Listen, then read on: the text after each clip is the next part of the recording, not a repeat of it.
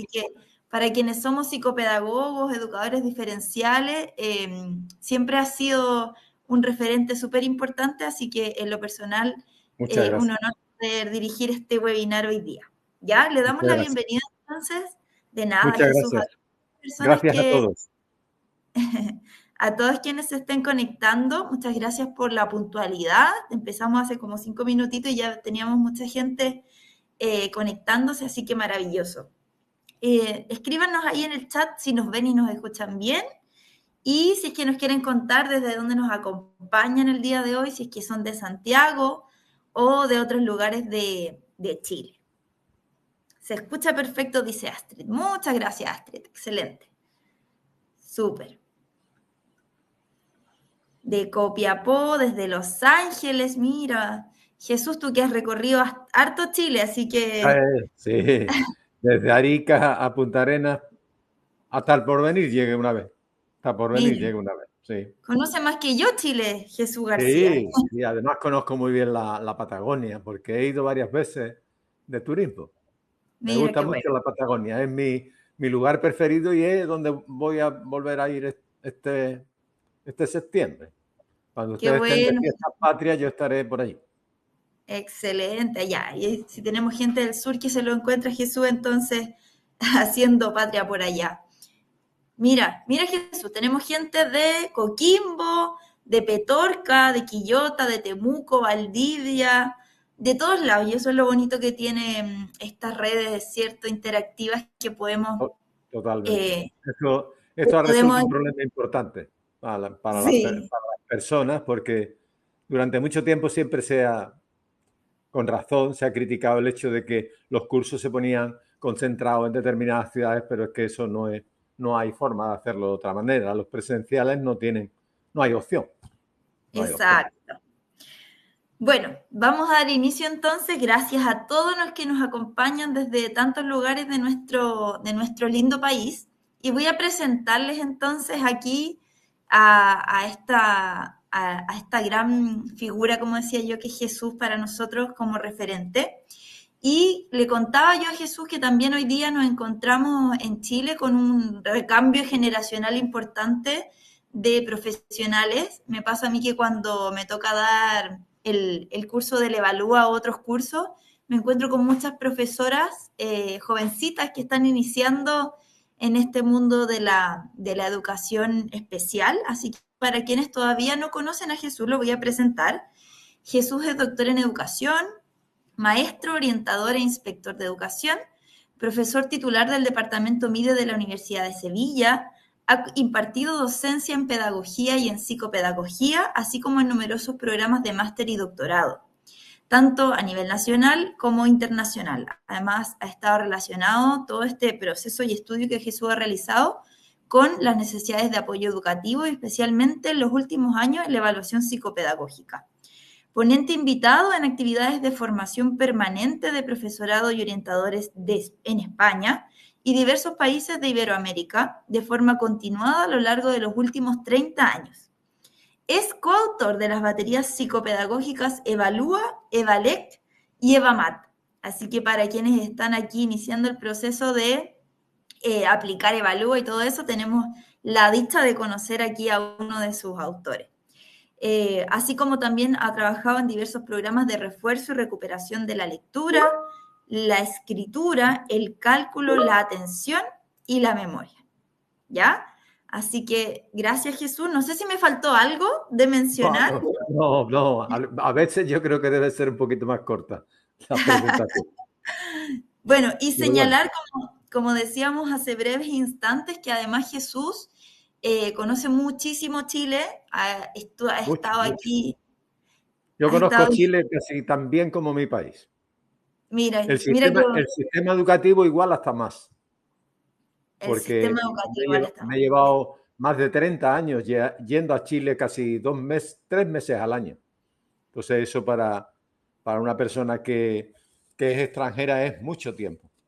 Por, Exacto. mi, por mis cursos han pasado anualmente en los últimos 30 años del orden de los 5 o 6 mil profesores. Wow, Jesús. Sí, Mira, viste, sí, no me equivoco cuando digo que eres el rockstar para nosotros acá. Bueno, comentarles que Jesús y el webinar del día de hoy tiene el propósito de transmitir y comunicarles a cada uno de ustedes que Jesús viene en una nueva gira, por así decirlo, a nuestro país, y lo vamos a tener el día 9 de septiembre en un curso que hemos titulado Comprensión Lectora, un desafío pendiente. Ya vamos a estar entonces el día 9 de septiembre. Estamos trabajando en conjunto con la Facultad de Educación de la Universidad de la UDP, ya acá en Santiago, y ese va a ser el lugar donde nosotros vamos a realizar este curso, al cual los dejamos y las dejamos invitadísimos, y por eso hoy día vamos a conocer un poquito más junto a Jesús de qué vamos a tratar en ese lugar y en esa fecha que es tan importante para nosotros de volver a reunirnos con él.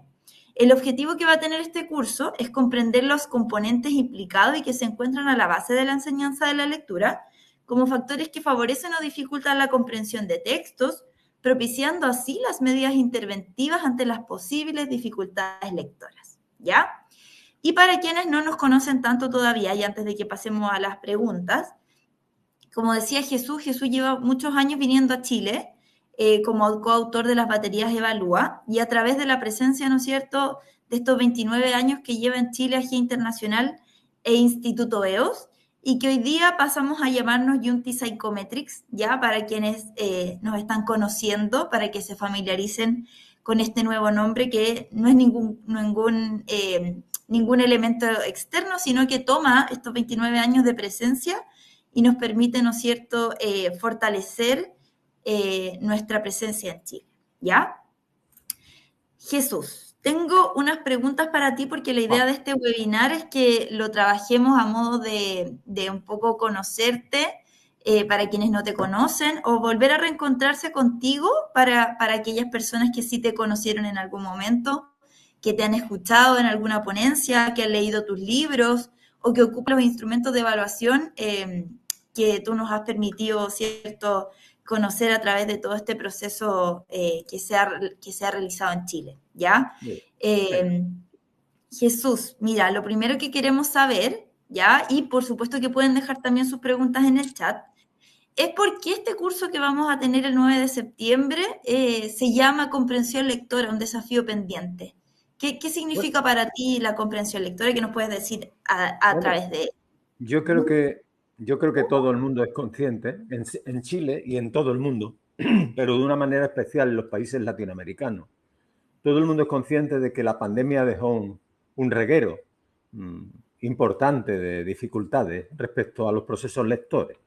Y esto se ha manifestado en los últimos estudios, en las mediciones realizadas por PISA de la OCDE, es decir, donde la mayoría de los países ha disminuido su rendimiento en lectura de una manera muy significativa. Si bien es verdad que las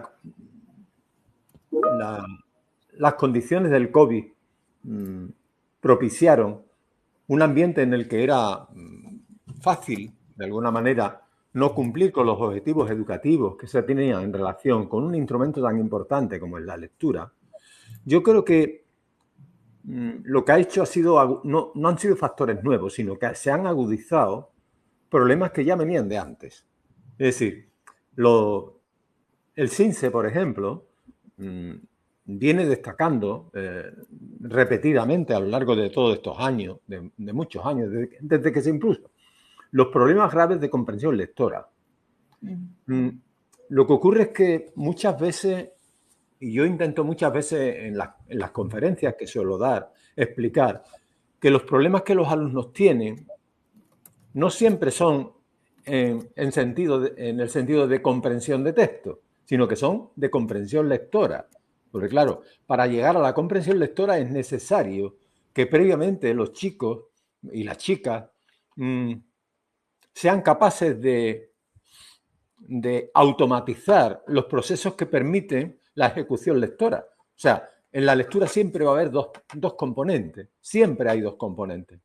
Y esos dos componentes, aparentemente se le da una mayor preponderancia a la comprensión, pero no es verdad, porque la comprensión no se da solo porque se imparta el conocimiento correspondiente al texto que se lee, sino que para comprender, para alcanzar esa parte que es dar significado a lo escrito, es absolutamente necesario ser capaz de decodificar lo escrito.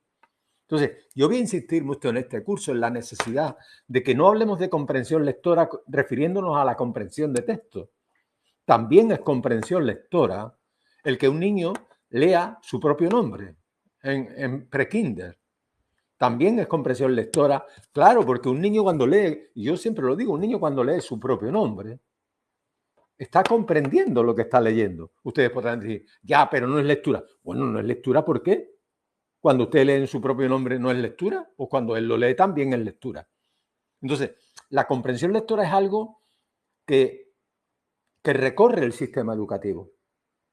Por eso es tan importante y por eso los estudios que se han realizado detectan un desnivel más profundo del que había, pero ya era ese desnivel importante. Claro, es algo que se viene arrastrando y que con la pandemia, como tú decías, se acrecenta, ¿no es cierto? Claro, la pandemia lo que ha hecho es, de alguna manera, fíjate bien, yo creo, o fijaros bien, yo creo que la pandemia lo que ha hecho es exacerbar la medida. O sea, algo que antes todo el mundo ataba porque estaba más o menos, que iba más o menos, con la pandemia lo que ocurre es que se ha medido más. Y al medirse más, se nota más la disminución.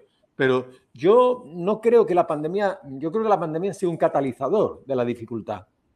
Es decir, ha hecho que la dificultad se sobredimensione, pero la dificultad ya existía. O sea, hay unos datos del Ministerio, del Minedu, de Chile, del Ministerio de Educación de Chile, que decía en el año 2016, quiero recordar, que el 80% de los niños de primero no aprendían a leer. El 80%. Eso es una auténtica barbaridad, porque eso significa que hay un 80% de niños que no decodifica cuando tiene 7 años. Entonces, no es un dato nuevo, es decir, aunque queramos rajarnos la vestidura y buscar justificaciones con el COVID, yo creo que tenemos que ir a las raíces de este problema y es a que no se enseña adecuadamente la comprensión lectora. Por eso sigue siendo un reto pendiente. Exacto, un desafío que tenemos todavía. Jesús, y para la gente que te viene conociendo a lo mejor o que no te veía hace muchos años, contarles y preguntarte un poquito también, ¿qué te llamó la atención a ti para especializarte en el tema de la lectura, para ir por ese camino? En realidad, a mí,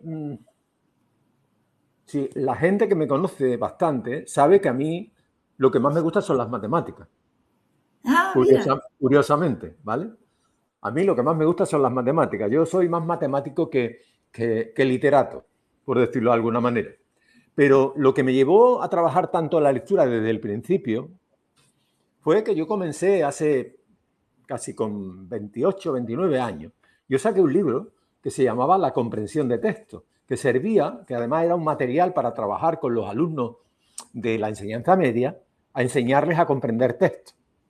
Estamos hablando del año 86, hace ya mucho tiempo. Yo tendría, no sé, 28 años me parece que tenía cuando saqué ese libro. Eso me llevó, en primer lugar, a sacar las baterías Evalúa. O sea, porque en realidad yo primero trabajé la lectura a nivel práctico. Es decir, no por casualidad los libros de comprensión lectora del método EO son míos, sino que yo lo que hice fue primero trabajar desde el punto de vista práctico las dificultades lectoras.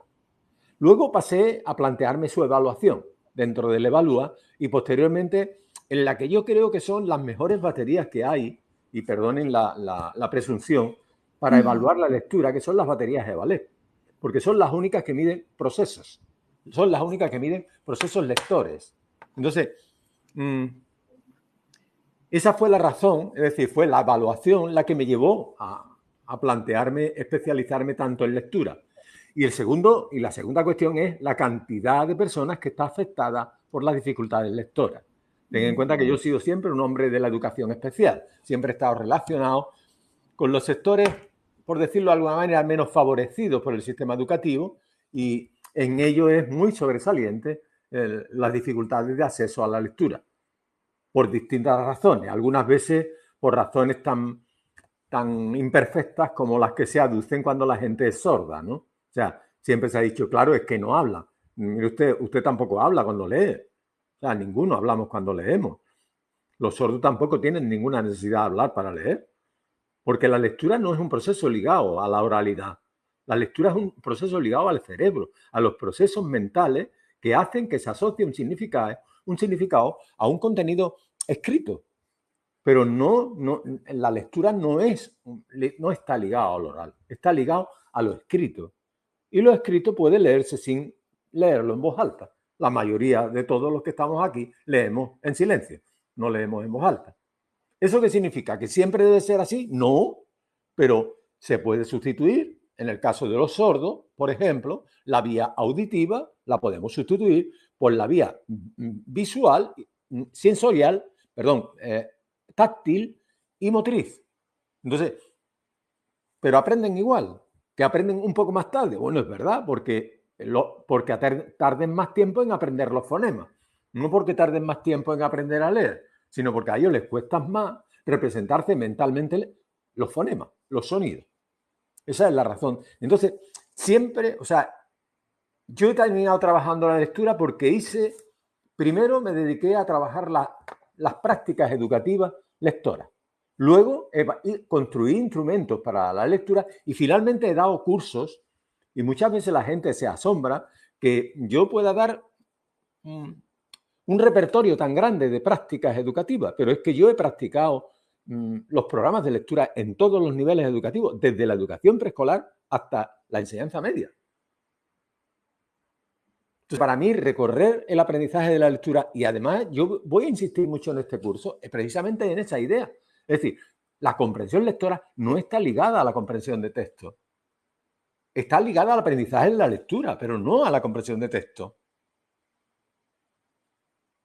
Entonces, por eso terminé, eso me llevó a dedicarme prácticamente, la mayor parte de mi tiempo la he dedicado a la lectura, a pesar de que a mí lo que me gustan más son las matemáticas.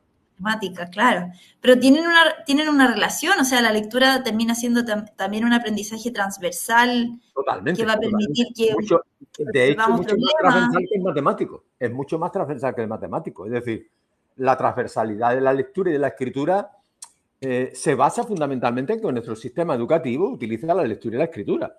O sea, entrar en la escuela es aprender a leer y a escribir. Después a calcular y razonar, pero en principio a leer y a escribir.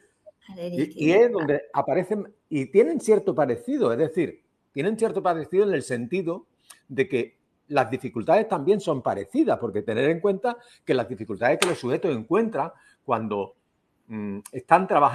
cuando los sujetos están trabajando la lectura, son parecidas en el sentido de que en nuestro sistema cognitivo existen dos tipos de errores, dos tipos de dificultades, que son comunes en la lectura y en la escritura. Es decir, en la lectura tenemos problemas con la codificación, y esos problemas en las matemáticas son los problemas de cálculo. Porque calcular también es codificar. Alguien para hacer un cálculo tiene que codificar los números. Entonces, hay determinados... Y después hay otro tipo de errores que están ligados a los aprendizajes estratégicos. Es decir, aquellos aprendizajes que no se pueden aprender porque se repitan. Y esto yo voy a insistir mucho en el curso. Es decir, nadie va a aprender a comprender un texto porque le hagamos leer mucho. Esa idea de que se aprende a leer leyendo es mentira. Se aprende a leer aprendiendo a leer. Lo que ocurre es que hay que enseñar determinadas cosas de la lectura. Yo siempre digo, y en este curso vamos a insistir en esta idea, y la renovación, la versión 3.0 de las baterías de ballet van estructuradas con respecto a 4 fases de la lectura. O sea, yo considero que hay 4 cosas que hay que enseñar siempre. La primera que hay que enseñar es en la educación preescolar, en el kinder y el prekinder. Tenemos que enseñar a nuestros alumnos 3 cosas. Fijaros bien, 3 cosas nada más. Una, que conozcan los nombres y los sonidos de las letras. Hay gente que dice, pero eso es leer. No, señor. ¿Por qué conocen los alumnos palabras y por qué conocen objetos? Porque los conocen y las letras son unos objetos y los sonidos también. Entonces, se trataría de enseñar a los niños las letras y los sonidos. La segunda cosa que hay que enseñar, la conciencia fonológica, o la primera, mejor dicho. Y la tercera es enseñar a leer figuras, imágenes, objetos y palabras. Si esas tres cosas se hacen, estamos en las mejores condiciones para aprender sistemáticamente a leer. Y así sucesivamente hasta llegar a la comprensión de texto. Hay que leer, hay que aprender, enseñar a leer 4 veces. Y los alumnos deberían aprender a leer 4 veces. Una en el preescolar, otra en los inicios de la básica, otra en el intermedio de la básica, que tienen que automatizar la lectura para no depender, para no gastar los recursos cognitivos que se deben dedicar a la atención, y finalmente, al final de la educación básica o en la media, lo que es la comprensión de texto. Miren ustedes, de lo que más protesta la gente siempre es de esto último. Es decir, se dice, pero a los niños no se les enseña a estudiar, no se les enseña a comprender. No, mire usted, los problemas de la lectura arrancan desde la escuela del kinder y del prekinder, donde no se enseñan estas 3 cosas que yo acabo de decir. Y insisto, solo son 3 cosas. Y la gente sigue pensando que en el kinder y el prekinder lo que hay que hacer es que los niños pinten, coloreen, que parece que van a ser artistas todos. Parece que se van a dedicar todos a las bellas artes. Que dejen de pintar tanto. Que dejen de pintar tanto. Si quieren preparar a la gente para la lectura, que no le... Y mucha motricidad, mucho esquema corporal. Mire usted, el esquema corporal y la motricidad está muy bien para buscar pololo, pero para leer no tiene nada que ver. Eso no tiene nada que ver con la lectura. Nada que ver con la lectura. Y si no, explíquenme cómo aprende a leer un paralítico cerebral. Entonces, es muy importante ver el tema de la comprensión lectora de una manera continua, no situada en un punto. Un niño en preescolar también tiene que aprender comprensivamente la lectura. Jesús, y eso que tú señalas quizás podría ser un punto súper importante para dar una mirada a la educación, porque cuando llegamos al CIMSE, que en Chile Claro, el CIMSE más importante en cuarto básico, empezamos a responsabilizar a aquellos profesores de que los al profesor de cuarto, y por eso nadie quiere cuarto. Claro, nadie quiere cuarto, llegan ahí con una tremenda presión. En España se enseña a leer en primero y tampoco quiere la gente primero. En España la gente no quiere primero. ¿Sabes por qué? Porque aquí es donde únicamente está prescrita la enseñanza de la lectura. En los demás es que el niño lea. Pero donde se aprenda a leer aquí es en primero. Nadie quiere primero. Ningún profesor quiere primero. Huyen como despavoridos y al final lo coge el menos experto. Lo cual es una auténtica barbaridad. Y en cuarto en Chile pasa igual. Los expertos que pueden irse huyen de cuarto. Pero el problema no es de cuarto. Claro, está mucho antes. Entonces esa es una mirada súper importante Yo diría que desde el prekinder hasta el cuarto, la responsabilidad es alícuota. Es decir, hay que repartirla de manera proporcional. ¿Cómo hacemos conversar en el fondo la enseñanza parvularia con lo que va a ser la enseñanza básica en su cimiento, ¿cierto? Súper. Claro, pero ahí es donde yo te decía que yo creo que lo que tenemos que llegar, y es a la última parte del curso, a lo que yo le dedico la última parte del curso, es a dar unas instrucciones, unas líneas de trabajo de cada nivel educativo para que los colegios que asistan a este curso puedan aplicarlo directamente. Yo no me voy a ir por la rama, yo voy a decir, fíjense ustedes, 3 cosas a aprender en el kinder y prekinder, 5 cosas a aprender en primero y segundo, 6 cosas a aprender en los cursos intermedios para la automatización de la lectura y otras 6 cosas para aprender en la comprensión de texto al final de la educación básica y de la enseñanza media. Si es que no tiene por qué ser una cosa enorme, lo que no puede ser, y yo además llevo muchos años diciendo esta frase, no puede ser que cuando tú le preguntas a un profesor ¿qué enseñas de la lectura? Todo el mundo te diga que enseña comprensión lectora. Y resulta que los niveles de comprensión lectora son bajísimos. Entonces, ¿qué pasa? O sea, tú le preguntas a cualquier profesor y todos te dicen, no, yo enseño comprensión lectora. ¿Cómo que comprensión lectora? ¿Dónde la enseñas? ¿Cómo la enseñas? Porque la comprensión lectora no se puede enseñar en sí, porque abarca desde el prekinder hasta la enseñanza media. Tú tienes que concretar eso en otra cosa más específica. Por eso yo al final voy a dar una serie de orientaciones sobre cómo abordar este problema en todos los niveles, en los 4 momentos en que yo creo que hay que enseñar a los alumnos. Y cuando un alumno no haya aprendido el nivel anterior, es necesario que lo supere. Es necesario que todos los alumnos que van a aprender a leer van a aprender a leer sistemáticamente las sílabas y las letras, previamente tengan las 3 condiciones que yo les he dicho antes. Es decir, que sean capaces de identificar objetos, personas, etcétera, enumerarlos, de nombrarlos, que sea capaz de segmentar y de componer y descomponer las palabras en sílabas y en fonemas, y que sea capaz, fijaros bien, de identificar los fonemas, las letras y los fonemas o sonidos que le corresponden. Esas 3 cosas son las únicas que hay que enseñarlas. Con 2 años eso se puede enseñar 30 veces. ¿Cuántas veces da tiempo a hacer esto? Lo que ocurre es que esto no es poner a los niños a hacer fichas. La conciencia fonológica hay que cultivarla hablando con los niños. Nosotros cuando hemos aplicado Evalúa, por ejemplo, y que me imagino que le pasa a mucha gente de la que está hoy día conectada con nosotros, nos damos cuenta en las tareas de conciencia fonológica dónde hay trabajo en relación a la conciencia fonológica y cuáles son los colegios que a lo mejor no lo ocupan mucho, porque los colegios que sí lo trabajan, los niños que son los más pequeñitos, los que le aplicamos un Evalúa 0, por ejemplo, adoptan rápidamente la respuesta y se nota cuando están familiarizados con el proceso. Claro, y yo me acuerdo perfectamente el trabajo que hicimos en el bosque, en el Mario Gatica. En el Mario Arce Gatica. Claro, en ese colegio había en ese colegio había una experiencia a la gente de esa actividad. Jesús estuvo asesorando un colegio acá.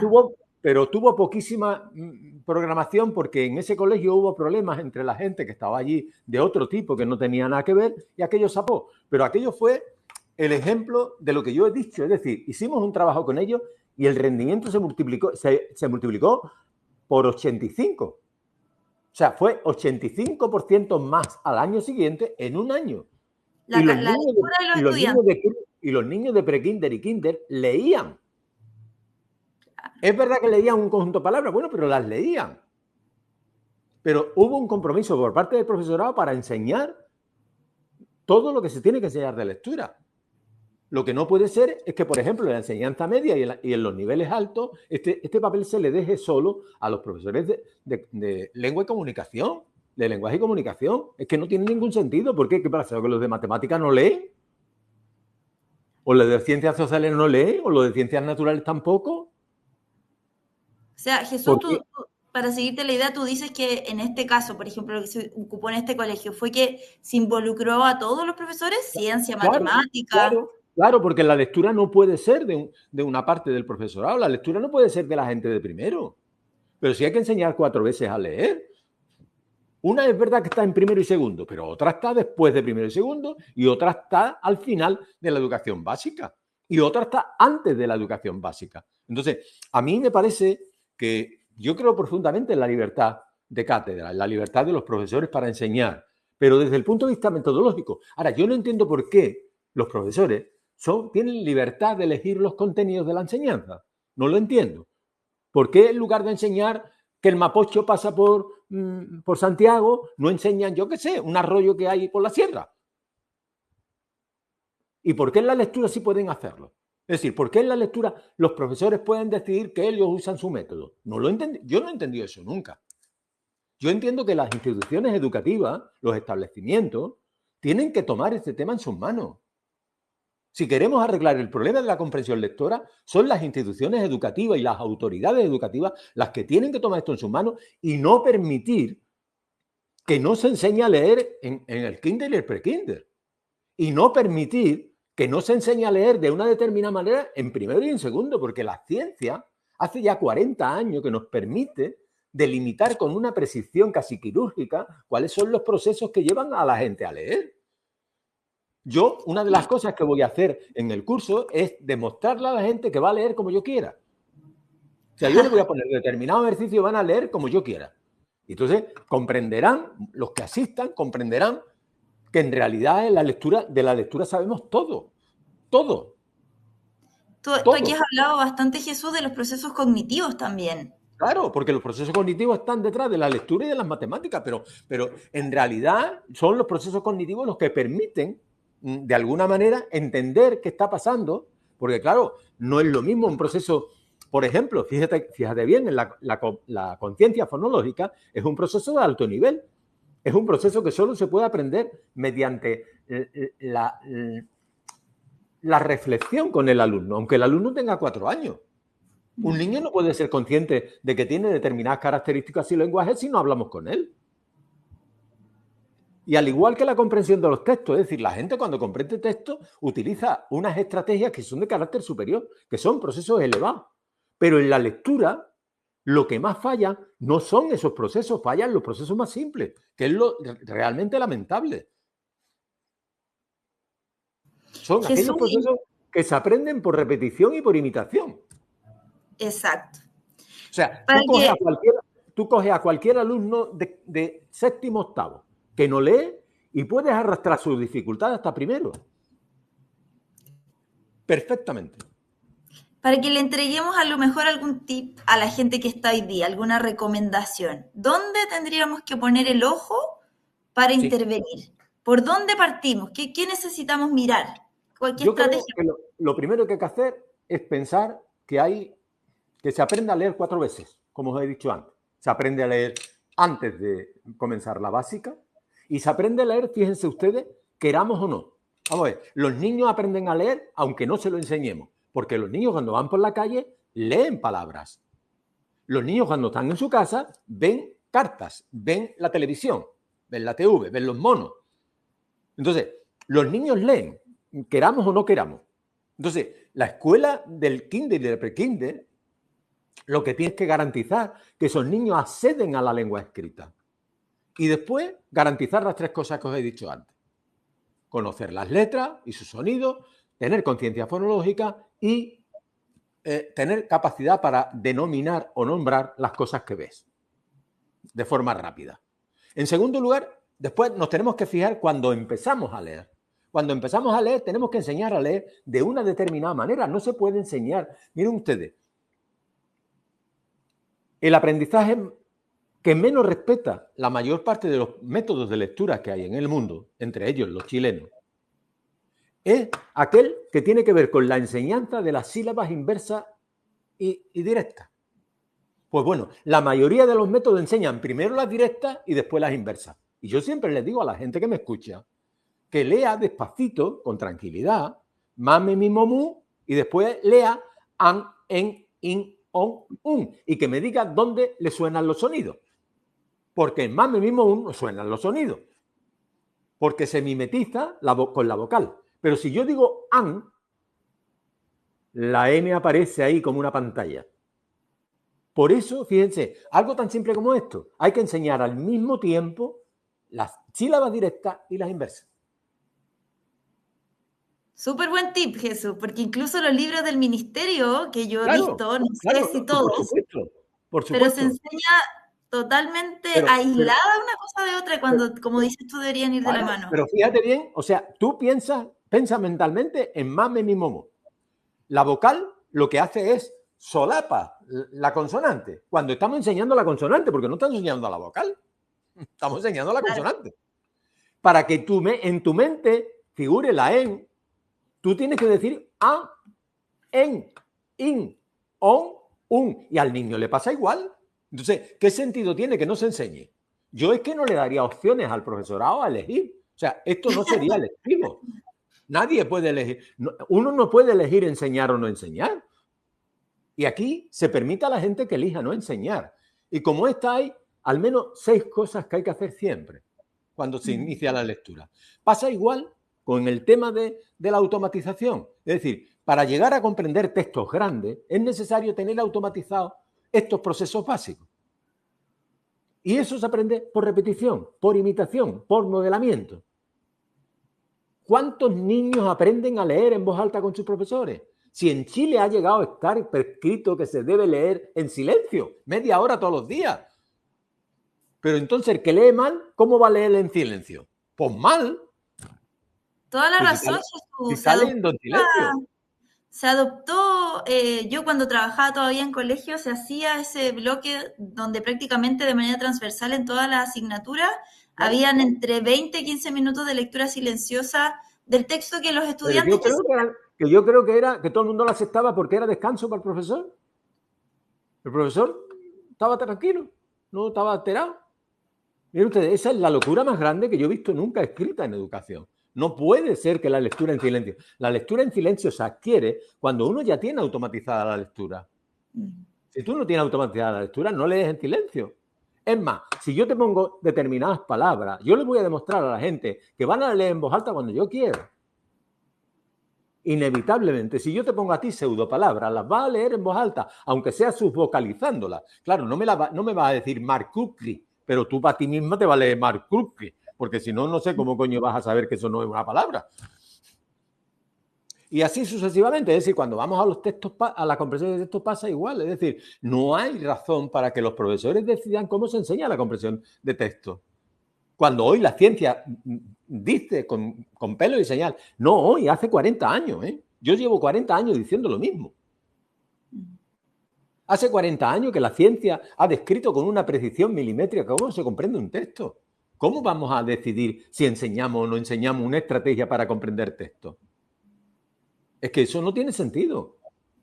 O sea, yo creo que el sinsentido de la comprensión, o sea, que los resultados actuales que tenemos en la comprensión lectora son el producto de los cuatro sinsentidos que yo acabo de decir. Entonces, si yo fuera una institución o yo fuera alguien que tiene responsabilidad en el sistema educativo, obligaría a enseñar a leer 4 veces. Y me da igual lo que digan. Por las mismas razones que se enseña la suma, la resta, la multiplicación y la división. ¿O por qué no se permite enseñar solo la resta? Es que fíjense qué cosa más curiosa. O sea, en matemática todo está estructurado. Pero en lectura no. Pero si los procesos lectores se anidan unos a otros, es decir, forman un nido que empieza cuando el niño es muy pequeño y terminan cuando el niño es autónomo leyendo. Entonces, es hora de hacer un alto entonces y mirar que realmente estemos ejecutando estos procesos, más allá de lo que aparezca en el libro de primero, de segundo básico, ¿no es cierto? Claro. Y sobre todo yo creo que es un momento de hacer un alto en las instituciones que quieren resolver este problema y de verdad que se tomen las últimas páginas del curso que vamos a dar y reflexionen sobre lo que yo les propongo, que yo no les propongo, o sea, yo creo que entre todas no son más de 12 páginas, donde yo digo todo lo que hay que enseñar para aprender a comprender texto, que es el final de la comprensión lectora. O sea, porque vamos a hacer un curso de comprensión lectora, no de comprensión de texto, pero vamos a terminar comprendiendo texto, que es el objetivo. El objetivo. Jesús, mira, voy a leerte algunas preguntas que hay en el chat, ya, porque es súper importante escuchar a la gente, ¿no es cierto? Claro. Eugenia preguntaba, ¿en Kinders se lee a través de imágenes? ¿Podemos considerar esto como comprensión lectora? No, si no hay lectura por vía visual. Es decir, la velocidad de nombrado o la lectura de imágenes no es lectura. Para leer tienen que ser palabras. Claro. Pueden ser, no tienen por qué ser letras, ¿vale? Porque los niños pequeños no tienen por qué leer letras, pero sí pueden leer palabras de forma global. Pero como tienen que ser palabras las que se lean para que haya comprensión lectora. Exacto. Como tú dijiste, esa lectura, entre comillas, de imágenes... Eso se llama velocidad de nombrado y es un precursor para leer. O sea, es un buen precursor para leer y fijaros bien, es mejor precursor para la fluidez lectora. Científicamente está demostrado que los niños que leen muy bien las imágenes cuando son pequeños, luego leen fluidamente mejor. Súper. Por eso el Evalúa... Mientras que la conciencia fonológica está más relacionada con la lectura de los fonemas. Claro. Tú en el Evalúa, ustedes en la creación de Evalúa incorporaron una prueba de velocidad de nombrado donde se le muestran, ¿no es cierto?, al estudiante unas imágenes y las tiene que ir nombrando. Claro, pero es un precursor, eso no es lectura. Eso no es lectura. Uno de los elementos entonces de base que tenemos que mirar ahí para ir dándole tips a la gente que está acá. Claro. La velocidad de nombrado como un precursor de la lectura. Súper. Claro. Hay tres cosas que son precursores, nada más que hay 3 cosas que son precursores, porque en esto me gustaría que la gente no se perdiera, porque hay mucha gente que cuando llega aquí dice, pues lo importante es que el niño tenga mucha atención, tenga mucha no sé cuánto, tenga mucha no sé qué, tenga bien el esquema corporal, la coordinación visomotriz. Miren ustedes, no, mentira, lo que tiene que ver con la lectura son 3 cosas nada más. El conocimiento de las letras y su sonido, la velocidad de nombrado de imágenes y objeto y la conciencia fonológica. Se acabó. Ahí están los pilares. Lo demás no ha demostrado, quiero decir, lo demás es importante porque, como yo te he dicho siempre, tener un buen esquema corporal es muy importante, entre otras cosas, para tener pololo y polola, ¿no? El esquema corporal es un elemento fundamental, pero para leer no. ¿La percepción es visual? ¿Es importante? Claro que es, pero los ciegos leen. ¿Ahora qué hacemos? ¿La percepción auditiva es muy importante? Sí, pero los sordos leen. A ver qué hacemos. Es que no vale. Es decir, lo que se ha demostrado científicamente que tiene que ver con la lectura son esas tres cosas. Solo esas tres cosas. No hay más. Súper. Todo lo demás son facilitadores. Es decir, evidentemente, si alguien es más feliz, también va a leer más. Claro, porque hay mucha gente que dice, no, es que este niño no lee por las condiciones. Por ejemplo, lo que decían en el Mario Arce Gatica. Cuando yo fui a verlo la primera vez, me dijeron, no, aquí lo que pasa es que con el nivel socioeconómico que tenemos, la deprivación cultural de los alumnos, yo les dije, miren ustedes, olvídense de eso. Hagan ustedes lo que yo les diga. A ver si es verdad. Y terminaron diciendo todos, entre ellos, y por ahí hay un vídeo en internet que se puede ver, terminaron diciendo todos que es que era mentira todo eso. Porque lo comprobaron ellos mismos, que es que esto tampoco hay que esperar, quiero decir, para comprobar estas cosas tampoco hay que esperar 7 años. Yo les reto, o les desafío a todos los que quieran a hacer un proceso de conversión con lo que yo les estoy diciendo y en 2, 3 años han cambiado la institución a nivel de comprensión lectora. Más cosas. Venga. Jesús, nos preguntan, y esta pregunta me parece muy buena. ¿Cómo vamos a trabajar en el curso, cierto, lo que sucede con estudiantes que presenten necesidades educativas permanentes? Da igual, da igual. Mira, el tema de la comprensión lectora es una concatenación de fases, de procesos que van uno sobre otro. Y cuando un chico alcanza los primeros, continúa los siguientes. Y si no los alcanza, sigue en ese proceso. Es decir, con las personas que tienen discapacidades importantes o trastornos importantes del desarrollo, es muy importante que sepamos que hay unas limitaciones, que no las vamos a poder superar, las que sean. Y esas limitaciones nos van a llevar a estancarnos o a pararnos, a quedarnos quietos en un determinado nivel de la lectura, que puede ser en una lectura exclusivamente funcional. Porque, claro, una cuestión importantísima y con la que yo voy a empezar el curso es la necesidad de que todo el mundo tenga claro que la lectura siempre tiene que ser funcional, tiene que ser útil. O sea, no podemos enseñar a los niños de kinder y de prekinder las letras solas, tenemos que enseñarles a leer palabras. ¿Y qué palabras? Las que ellos conocen. Porque la lectura tiene que ser funcional siempre. La lectura no puede ser un aprendizaje descodificado sin sentido. La lectura siempre tiene que ser con sentido y muchas veces descodificando. Pero lo importante es que tenga sentido siempre. Por eso el reto es la comprensión lectora. Entonces, hay que olvidarse de tener unas metas concretas con los alumnos con necesidades educativas especiales. Yo creo que tiene que haber un buen diagnóstico de cuál es el perfil lector de cada uno en cada momento y ver hasta dónde puede llegar. Y ahora lo importante es hacer que hasta el nivel donde llega, esa lectura sea funcional. Porque al final la gente no tiene por qué... Pues hay mucha gente que se cree que aprender lectura es tener buenos hábitos lectores. No, mire usted, eso es para ser literato. Eso es para ser literato, para ser literatura. Para lo otro lo que hay que hacer es comprender. Y la comprensión lectora, ¿no es cierto? Claro, y la comprensión lectora no está ligada a la literatura. Mire usted, hay montones de chicos que les gusta leer, que sin embargo tienen dificultades de comprensión de texto. Porque les gusta leer lo que no tienen dificultades, pero es que eso no sirve. Es que en la vida y en esta vida más que en la de hace 40 años, lo importante es que la gente tenga un instrumento que le permita ser autónomo en la interpretación de lo escrito. Y con respecto a esto, una cuestión importantísima. Hay gente que dice, pero ahora con las imágenes, nunca ha sido más importante que ahora aprender comprensión lectora. Miren ustedes, pongan en internet lo que quieran y le salen 300.000 hueones dispuestos a engañarlos. ¿O no? Claro, nunca ha sido más importante que hoy aprender a leer, aprender a tener comprensión lectora. Nunca, jamás. En la historia de la humanidad nunca ha sido más importante tener comprensión lectora que en los momentos actuales. Y eso la gente lo tiene que comprender. Y la gente, sin embargo, lo que hace es decir, no, es que ahora lo importante son las imágenes. Mentira, mentira. Pongan que van a comprar una televisión en internet o un auto. Y ya verá la cantidad de bandidos y de gente sin bandidos que le ofrecen el coche, el auto mejor del mundo, el televisor mejor del mundo y las condiciones mejores del mundo.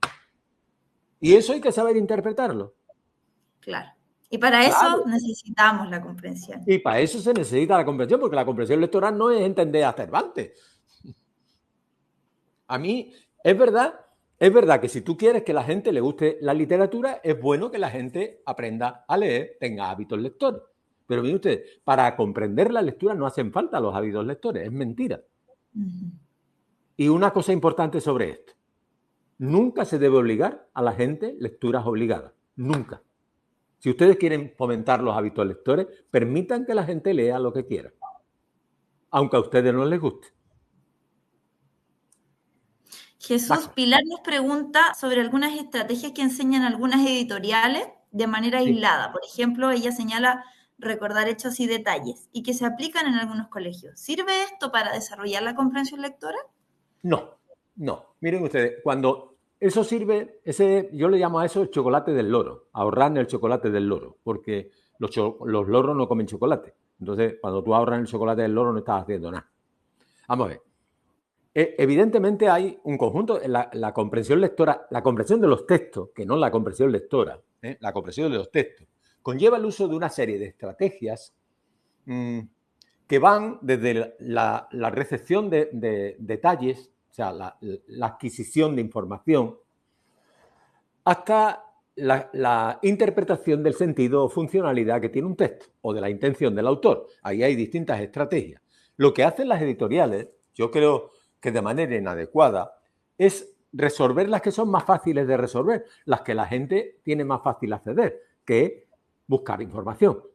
Pero mire usted, es la estrategia más simple de la comprensión de texto, porque la comprensión de texto, donde la gente tiene dificultad, es para hallar el sentido implícito mediante la realización de inferencias.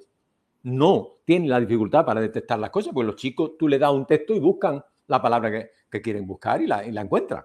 Ahora, sin embargo, si tú le dices que busque la idea principal de un párrafo, ahí hablamos de otra cosa. Yo creo que el planteamiento debería ser otro. Es decir, yo pienso que los profesores deberían incardinar esas estrategias que algunas editoriales dan y que no están mal, pero que es la estrategia menos importante de la comprensión lectora. Yo solo les voy a dar un dato. Un niño aprende mucho más, pero como 1000 veces más, elaborando una pregunta sobre el contenido que ha leído que respondiendo a una pregunta del texto que ha leído. ¿Por qué? Porque se tiene que plantear el texto en su mente y de la otra manera lo único que tiene que buscar las palabras. Yo entendería que esas editoriales enseñaran a los alumnos a realizar preguntas al texto. En cada párrafo, obligatoriamente hacer una pregunta. Eso yo estaría perfectamente de acuerdo. Pero si lo que le hace es buscar un detalle, es que para eso no hace falta ni tener comprensión de texto. Tú vas y buscas la palabra. ¿Quién fue el que se peleó con Juanito? Pues Pepito se peleó. ¿Quién se va a pelear? Si en el texto dice que Pepito se peleó con Juanito. ¿Pero qué ha comprendido el niño? Nada. Ha buscado quién se peleó con Pepito. Y las guías, Jesús, las guías que se utilizan mucho en nuestro sistema, no sé cómo será en España, pero sí en Chile, mucha guía, la señora de la fotocopia, todos los colegios está vuelta loca sacando guías, sí, ¿no es cierto?, de comprensión, todo el rato hacen lo que tú señalaste de responder preguntas. Pero eso no sirve para nada. O sea, eso es lo que menos... lo que tú dijiste recién. Eso es lo menos importante. O sea, no es que no sirva, es lo menos importante de la comprensión de texto es responder a preguntas directas. Lo más importante es que una persona cuando termine de leer texto sepa de qué va el texto. Mira, yo siempre digo, le decía a mis alumnos cuando daba clases en diagnóstico, siempre les decía a los chicos y a las chicas, a los hombres y a las mujeres, porque yo daba clases a gente mayor que estaba terminando la carrera, yo siempre les decía, lo peor que hay cuando tú evalúas la lectura en un niño es que un niño no te diga que no sabe lo que comprendió. A mí cuando un niño me dice, no he comprendido nada, no me alerto, ¿Por qué? Porque alguien que no ha comprendido nada sabe que no ha comprendido nada. Puede que el texto sea inadecuado para él. Puede que no tenga el conocimiento previo necesario para procesarlo. Pero cuando un niño dice, no sé lo que he comprendido, pánico me entra. Porque eso significa que tiene nula comprensión lectora. No de ese texto, sino de cualquier cosa. Y la gente no le da importancia. No, eso es que el texto... No, perdona.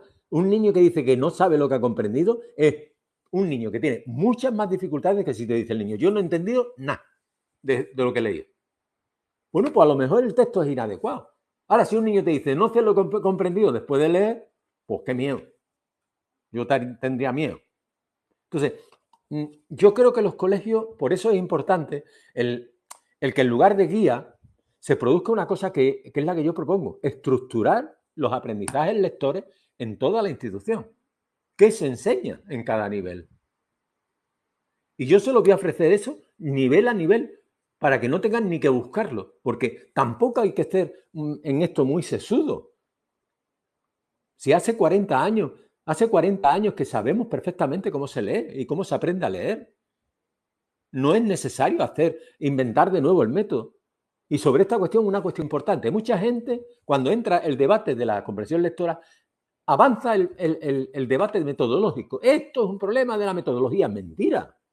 Mentira. Mentira. Ese es el escondite donde muchos profesores se esconden para no asumir la parte de responsabilidad que les toca. Mentira. El problema de la lectura no es un problema metodológico. Científicamente se ha demostrado que todos los métodos sirven. Miren ustedes, yo que me he dedicado a esto durante 40 años, nunca le pedí a un profesor que cambie su método para leer, para enseñar a leer. Yo lo que le digo, como usted enseña, añádele lo que le falta de lo que yo le estoy diciendo. Yo le digo que tiene que tener. ¿Usted cuántas tiene? 4, añádale los 2 que le faltan. ¿Por qué tiene que cambiar un profesor su método? Para poder echarle después la culpa otra vez al método, ¿no? ¿O cómo es esto? Entonces, yo en ese sentido, lo que les voy a demandar a los presentes en el curso es que asuman la realidad en la que se encuentra la comprensión lectora desde hace mucho tiempo, no desde la pandemia, desde antes. Más cosas. Ya, Jesús, para que no se nos vaya la gente porque estamos en el tiempo. Venga. Dejemos invitada a la gente, cuéntale un poquito a las personas por qué tienen que asistir a este curso, que les voy a pasar los datitos de que estamos iniciando ya las matrículas y hasta el día 9 de agosto tenemos un descuento, pero quiero pedirte que tú dejes invitada a las 150 y tantas personas que tenemos conectadas el día de hoy. Mira, yo les invitaría a la gente a este curso fundamentalmente por 5 razones. ¿Vale? Para mí hay 5 razones por las que deberían asistir a este curso. La primera es para tener una visión global de la comprensión lectora. Es decir, no hablar de comprensión lectora de los textos, no hablar de comprensión lectora en la lectura de textos no sé cuánto, no hablar de comprensión lectora en primero, no. Hablar de la comprensión lectora como un problema central de la lectura. Que además no existe al margen de la eficacia, es decir, de los procesos automáticos de la lectura, de los procesos básicos de lectura. Porque leer tiene un proceso básico esencial, que es acudir a nuestro cerebro para ver si esa palabra que estamos leyendo tiene allí su significado o no. Entonces, eso no se puede olvidar nunca. Entonces, una visión global de la lectura, yo voy a intentar dársela a la gente. De hecho, yo no voy a enseñar, como os he dicho, no voy a enseñar comprensión de texto, yo voy a enseñar comprensión lectora. La segunda cosa por la que yo creo que deben ir es porque va a ser un curso enormemente estructurado. Va a estar totalmente separado lo que uno necesita aprender para trabajar en el kinder y el pre-kinder de lo que alguien tiene que hacer cuando está en tercero, cuarto y quinto. Y eso se lo voy a dejar resumido en una página. O sea, lo que hay que aprender de lectura de cada sitio, bueno, en kinder y pre-kinder es que no es una página, son 3 líneas lo que hay. 3 líneas. No le voy a dar más de 3 líneas porque me parece una barbaridad dar más de 3 líneas. Y lo mismo para al principio de primero y segundo. ¿Cuántas cosas hay? 5 cosas. O sea, enseñe teniendo en cuenta 5 cosas. Enseña a leer a los niños teniendo en cuenta 5 cosas. se las apunta en una lámina y las pone en el aula, para que además lo sepan los niños. Tercer lugar, enseñar a los niños a automatizar la lectura mediante modelos de lectura, que hoy además las tecnologías permiten que sean hasta automatizados. Es decir, tú puedes poner un texto en la pizarra digital o en un smartphone y que el texto vaya leyendo al mismo tiempo que el alumno. Por ejemplo, hoy hay muchísimas posibilidades cuando nosotros empezamos a hacer esto hace 40 años. Entonces, y finalmente, el tener una visión de cómo se comprenden los textos. O sea, sin duda alguna, la comprensión de texto es la parte más compleja, ¿vale? La tercera razón, fijaros bien, es tener claro cuáles son los elementos a evaluar. Es decir, hay gente que cuando evalúa la lectura, lo que le interesa es los elementos que tienen que ver con el nivel de lectura que tiene el chico. Miren ustedes, no sirve de nada saber qué nivel de lectura tiene un chico, porque el mismo nivel de lectura lo tienen 38.000 niños. ¿Y cómo los diferenciamos? Por los procesos. Por eso en la lectura hay que evaluar siempre el acceso al léxico, la automatización lectora y la comprensión lectora. Las tres cosas. Aunque el chico esté en la universidad. Aunque el chico esté en la universidad. Hay que evaluar siempre las tres cosas. Y finalmente, la parte para mí más importante, porque yo creo que es la más práctica, es lo que les voy a dar al final del curso, que es cómo debe ser la intervención lectora en cualquier institución educativa, desde el pre-kinder hasta la enseñanza media. Súper importante. Irnos con mucho, entonces, con mucha información y con muchas estrategias. Claro, y sobre todo con mucha coherencia. O sea, yo creo que hace falta que la gente llegue a la lectura y aplique esquemas coherentes. Porque no sirve de nada que la gente de primero cambie métodos, cambie no sé cuánto y cambie no sé qué, si la gente del pre-kinder y del kinder no hace los cambios correspondientes. O los siguientes no cambian la automatización. Entonces, las escuelas tienen que asumir que tienen que estructurar cuatro veces los aprendizajes lectores y comprobar que se enseñan. Excelente, Jesús. Bueno, contarles entonces, están las inscripciones abiertas, el descuento que tenemos es de un 20% de descuento y dura hasta el día 9 de agosto, ¿ya? Es decir, toda la próxima semana va a estar disponible en nuestra página web, que es la que dejé linkeadita acá arriba, ya que las va a llevar directo hasta el curso. El curso en sí es el día 9 de septiembre y lo vamos a realizar en la Facultad de Educación de la UDP, ¿ya? En la página web pueden descargar esto mismo que yo estoy mostrando, que es el brochure del curso. Este curso además está en modalidad presencial, que ojalá podamos reencontrarnos con Jesús, ir, conocernos también con más personas. Es súper bueno cuando hace poquito tuvimos el seminario, conversar con otras personas, ver otras experiencias de otros establecimientos, así que los dejamos invitadísimos a poder participar de manera presencial, pero como hoy día también había mucha gente de regiones, también tenemos la modalidad en streaming, ¿ya? Así que no se preocupen. El valor hasta el día 9 presencial queda con un 20% de descuento, es decir, en 40.000, ¿ya? Y el valor streaming es de 25.000. También hay un valor preferencial, ¿cierto?, para estudiantes, presentando, ¿no es cierto?, su carnet de la universidad o algún certificado de alumno regular. ¿Ya? Importante para la gente que vaya de manera presencial, va a tener kit de bienvenida, va a haber un coffee break en la mañana y en la tarde, vamos a estar interactuando directamente con Jesús García. El mismo día es el streaming, el mismo día 9. ¿Ya? Van a tener también el acceso a nuestra plataforma virtual, a su certificado, con las presentaciones para poder descargarlas. Y lo que les decía, el networking y las redes colaborativas también son súper importantes en estas situaciones donde podemos asistir de manera presencial, ¿ya? Así que nada, métodos de pago con tarjeta, ¿cierto? A través de la página web, como cuando compramos cualquier cosa. Así que no se preocupen por eso. También si quieren esto para sus instituciones, nos pueden contactar al correo que les voy a dejar a continuación, ¿ya? Jesús, ¿algo más que se me vaya? Darle las gracias a todos los que han asistido. Darle las gracias por su asistencia y porque muchos de ellos yo estoy seguro que son gente que yo he conocido seguro, nos hemos conocido porque yo he estado, ¿no ves? Ahí hay gente dándome un abrazo desde Chillán. Gracias a vosotros, a todos. A vosotros también.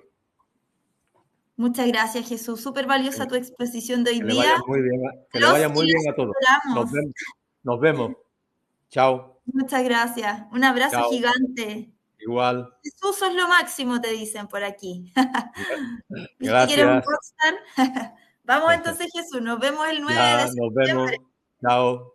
Muchas gracias. Mira, desde Hasta Marchihue. luego. Chao, chao. Chao.